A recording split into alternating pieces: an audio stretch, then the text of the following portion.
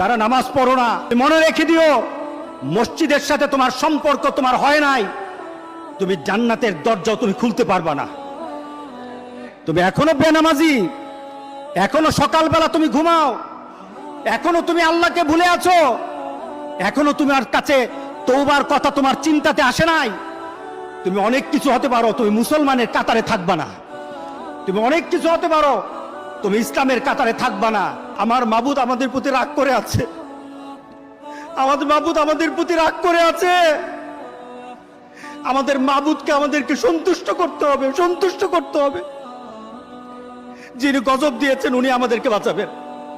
আমরা আমাদের মাবুদকে রাজি করতে হবে। আমরা তওবার মাধ্যমে আল্লাহকে রাজি করতে আর চেষ্টা হব।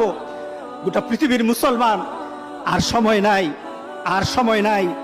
আপনি এখন বাংলাদেশের রাস্তাঘাটে হাঁটেন, এমন পরিবেশ যেন আল্লাহ না করে।